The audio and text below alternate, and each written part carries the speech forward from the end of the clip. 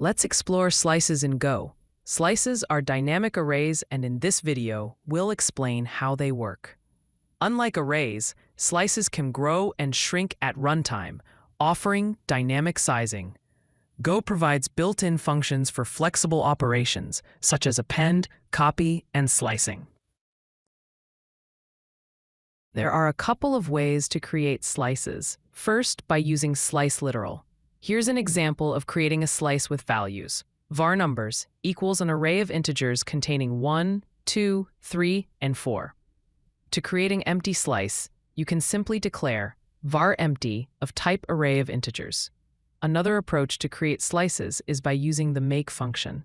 For example, to create a slice with a length of 5, we can use numbers : equals make, then in parenthesis, an array of integers, and the length, which is 5.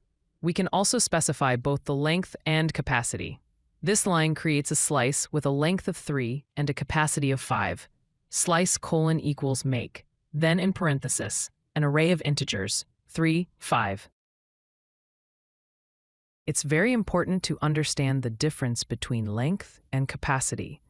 Length refers to the number of elements currently in the slice, while capacity represents the total space allocated in the underlying array. Let's clarify this with an example.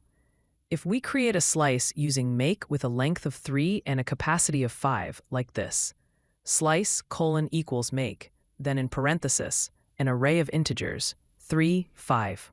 Calling the built-in function len on the slice would return 3, while calling cap would return 5. Let's dive into the append operation, which allows us to add elements to a slice. To append a single element, you can use code like this: slice : equals array of integers with initial values of 1 and 2, then slice equals append and in parenthesis slice 3. You can also append multiple elements at once, like so: slice equals append and in parenthesis slice 4, 5, and 6. Furthermore, it is possible to append one slice to another. In this case, if we have slice 1 with values of 1 and 2, and slice 2 with values 3 and 4, we can combine them into a result slice, like this: result equals append and in parenthesis slice 1, followed by slice 2 and 3 dots. The copy operation is used to copy elements from one slice to another. For a basic copy operation, start by creating a source slice with some initial values, such as source : equals array of integers with elements 1, 2, 3, and 4. Then create a destination slice with the same length as the source, such as destination : equals make, and in parenthesis, an array of integers, and 4. Finally, use the copy function to copy the elements. n : equals copy and in parenthesis destination source. You can also perform a partial copy, copying only a subset of elements. For example, if source has values 1, 2, 3, 4, and 5, and destination is created with a length of 3, the copy function will only copy the minimum of the lengths of the source and destination, that is, copy and in parenthesis destination source.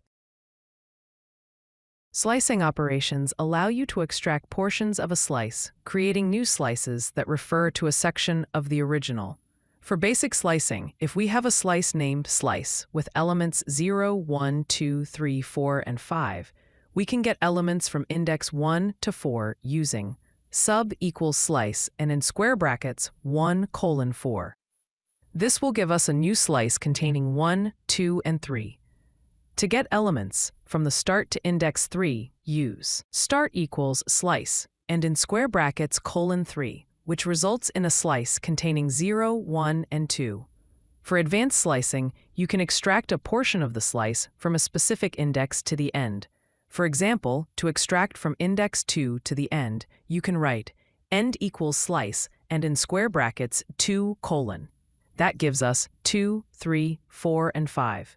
To create a full slice copy, use full equals slice and in square brackets : This gives all the elements of the slice. It is also possible to define a capacity limit using limited equals slice and in square brackets 1, 4, 4. Let's take a look under the hood to understand the internal structure of slices.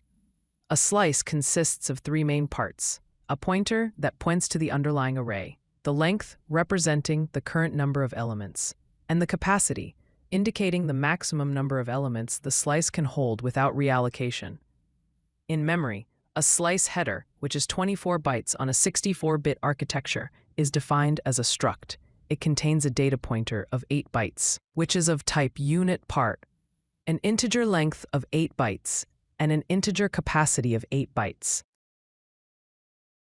To make the most of slices and avoid common pitfalls, here are some best practices.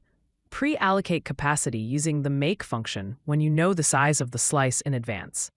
This can improve performance by reducing the number of reallocations. Also, always check for nil before performing operations on a slice to avoid potential panics. For example, pre-allocate for performance. Use slice : make, and in parenthesis, an array of integers 0, 100. For a safe nil check, we can use an if condition like this. If slice is not equal to nil, then slice equals append and in parenthesis, slice 42. If you like this video, hit that like button and don't forget to subscribe. Visit CodeLucky.com for more such useful content.